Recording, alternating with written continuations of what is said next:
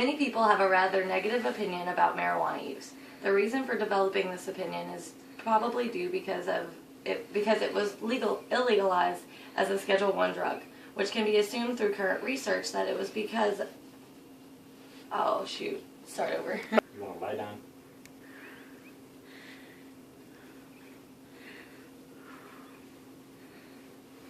Many people have a rather negative opinion about marijuana use. The reason for developing this opinion is because it was legalized as a Schedule I drug, which is assumed through current research that is classified as such due to lack of knowledge and study. Marijuana is less addictive and less life-risking than drugs that are on a lower schedule. Think about this for a moment. What if I told you that marijuana is safer than alcohol and that it has numerous medical benefits? What if I said there's no diseases related to marijuana?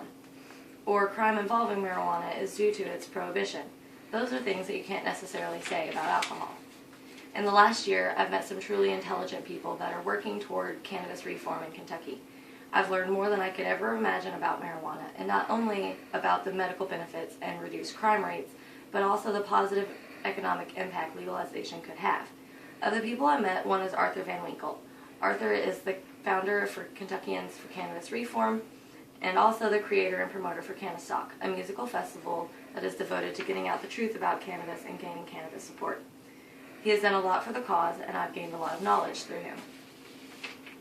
It is important for Americans to know about marijuana and its positive aspects, as many of our states and even individual cities are reforming their policies. There are currently 2 states and 5 cities that have legalized recreational use of marijuana, and 20 states plus Washington, D.C., that have legalized medicinal use. One can't make a sound judgment of the matter without thorough knowledge. The following will give you some insight on the positive aspects of marijuana. I will outline medical benefits with evidence from several sources. Then I will go over the idea that crimes committed due to marijuana are victimless, and alcohol is more prominent in crimes involving others. Also, I will consider the idea that marijuana crime rates would decrease if it was legalized. Finally, I will read you a short interview with Arthur Van Winkle. First, let's talk about the medical perspective of marijuana compared to alcohol. Alcohol causes many health issues. Long-term consumption of alcohol can lead to liver damage and disease, cardiovascular disease, dementia, depression, and many other serious complications and diseases. According to recoveryfirst.org, there's an estimated 80,000 deaths per year from alcohol-related diseases. In contrast, there are no reported deaths due to marijuana use. Marijuana does not cause any diseases. The only negative health aspect that is affected by cannabis use, as we will learn in our interview with Arthur Van Winkle, is in people who carry the gene for schizophrenia. In reality, cannabis has many positive medical benefits. Cannabis can be used for many different cures. It is used for nausea, anxiety, movement disorders, glaucoma, epilepsy, and even asthma. I've read several stories in which families have moved to states that allow medicinal marijuana to treat their child's epilepsy when nothing else would work, and the treatment proved to be effective. Believe it or not, THC, the active chemical in marijuana, can be used to treat tumors and cancers. According to Science Daily, researchers at Harvard University have discovered that THC cuts down growth in common lung cancer in half and significantly reduces the ability of the cancer to spread by activating receptors that are used to treat the cancer. Science Daily also reports that studies at the California Pacific Medical Center Research Institution has found that CBD, a compound found in cannabis sativa, is effective in stopping the spreading of breast cancer. The National Cancer Institute reports that cannabis and cannabinoids have anti-tumor effects and are used for appetite stimulation and pain relief. Now we will discuss the crimes related to the use of marijuana outside of buying, selling, and possessing, as well as some very intriguing comparisons. Marijuana does not cause people to commit crimes involving victims like alcohol does. RecoveryFirst.org reported that 37% of all violent crimes between 1997 and 2008 were alcohol-related, while there were no violent crimes reported related to marijuana. Alcohol tends to contribute to aggression, which leads to violence, and that is not the case for cannabis. SaferChoice.org explains that alcohol use contributes to domestic violence and sexual assault. That is also not the case for marijuana. The odds of the domestic violence are 8 times higher on days when men drink, And they also quote the Rape, Abuse, and Incest National Network, giving information that alcohol is the most commonly used chemical in crimes of sexual assault. Some other interesting comparisons are as follows.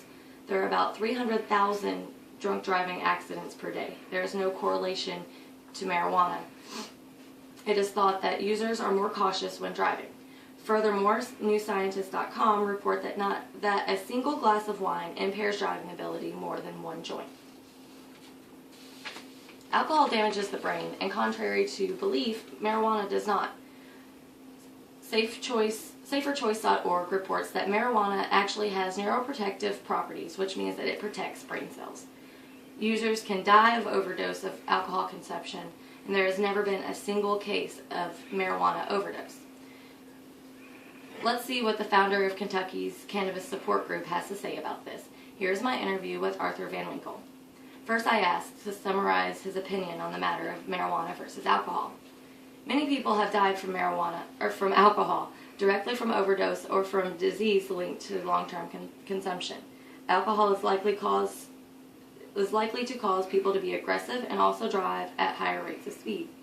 Alcohol can be very addictive and dangerous to the person as well as the community. None of these things apply to marijuana. Marijuana should be legal, it is a safe alternative, and the choice should be available for adults. Then I asked him what is the greatest advantage of cannabis use over alcohol consumption.